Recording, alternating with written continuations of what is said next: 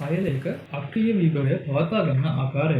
මේ විදිහේ සෛලයක් ගත්තොත් එහෙම මේ වගේ සෛලයක අක්‍රීය විභවය පවත්වා ගන්න ප්‍රධාන සාධක තුනක් දායක වෙනවා. පළවෙනි සාධකය තමයි සෛලයේ ඇතුළත හා පිටත අයන ව්‍යාප්තියේ වෙනස. මේ විදිහේ සෛලය ගත්තට පස්සේ මේ සෛලයේ ප්ලාස්මා පටලයෙන් ඇතුළත තියෙන කොටසට අපි කියනවා සෛල ප්ලාස්මා කියලා. ඒ වගේම තමයි සෛල ප්ලාස්මයෙන් එළියේ තියෙන කොටසට අපි කියනවා බහිස්සෛලික තරලය කියලා. මේ බහිස්සෛලික තරලය ගත්තට පස්සේ බහිස්සෛලික තරලයේ වැඩි සාන්ද්‍රණයකින් අන්තර්ගත වෙන්නේ සෝඩියම් අයන. මේ සෝඩියම් අයන කියලා කියන්නේ ධන ආරෝපිත අයන. මේ විදිහේ සෛල ප්ලාස්මය ගත්තට පස්සේ මේ සෛල ප්ලාස්මය ඇතුලේ පොටෑසියම් ධන අයන වැඩි සාන්ද්‍රණයකින් අන්තර්ගත වෙලා තියෙනවා. මේ සෛල ප්ලාස්මය කියලා කියන්නේ ප්‍රෝටීන් වගේ අණු ඒකරාශී වෙලා තියෙන ස්ථානයක්. මේ ප්‍රෝටීන් කියලා කියන්නේ ඍණාරෝපිත අණු විශේෂයක්. අන්න ඒක නිසා විශාල ඍණාරෝපණ ප්‍රමාණයකුත් සෛල ප්ලාස්මා ඇතුලේ අන්තර්ගත වෙලා තියෙනවා. පොටෑසියම් ධනාරෝපණ තිබ්බත් මේ ප්‍රෝටීන් වල තියෙන ඍණාරෝපණ නිසා සෛල ප්ලාස්මා ඇතුලේ පවතින්නේ ශුද්ධ ඍණාරෝපණයක්. අක්‍රීය විභවය පවත්වා ගන්න දායක වන දෙවන සාධකය තමයි සෝඩියම් පොම්පේ කියලා කියන්නේ. මේ සෝඩියම් පොම්පේ කියලා අපි කියන්නේ සෝඩියම් පොටෑසියම් ADPase කියලා. ප්ලාස්මා පටලය හරහා පවතින සක්‍රීය පරිවාහක ප්‍රෝටීන වර්ගයකට.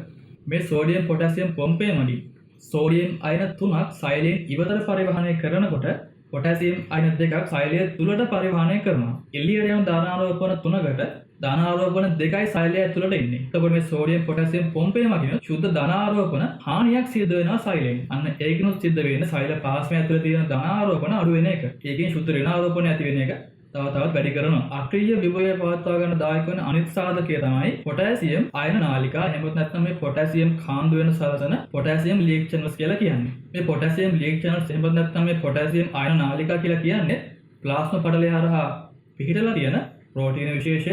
ඒවා අයන නාලිකා වර්ගයක්. නමුත් මේවා අක්‍රීය පරිවාහක වර්ගයක්. ඒ කියන්නේ මේ පොටෑසියම් අයන නාලිකා හරහා සෛලය ඇතුලේ ඉඳන් එළියට පොටෑසියම් ධන අයන කාන්දු වෙනවා. එතනදී පොටෑසියම් ගමන් කරන අක්‍රීය පරිවහනයේ එయ్యේ සෛලය ඇතුලේ පොටෑසියම් වල අයන සාන්ද්‍රණය වැඩි, සෛලෙන් එළිය පොටෑසියම් අයන සාන්ද්‍රණය අඩුයි. අන්න ඒ සාන්ද්‍රණ අනුක්‍රමණය ඔස්සේ විසරණයෙන් තමයි මේ අයන නාලිකාව හරහා පොටෑසියම් ගමන් කරන්නේ. නමුත් සෛලය ඇතුලෙන් ධන පොටෑසියම් එළියට යන නිසා මෙතනනියොත් ශුද්ධ ධනාරෝපණ හානියක් සිද්ධ වෙලා සෛල ප්ලාස්මා තුල පවතින ශුද්ධ ඍණාරෝපණය වැඩි වෙන එක තමයි සිද්ධ වෙන්නේ. එතකොට අපි සෛල ප්ලාස්මා තුල විභවය V1 කියලා සහ සෛලයෙන් පිටත විභවය V2 කියලා ගත්තොත් එහෙම V1 ඍණ V2 අවසානයේ අපිට හම්බ වෙන්නේ මේ විදිහට පාටලය හරහා විභවය ඍණාගයක් කියලා.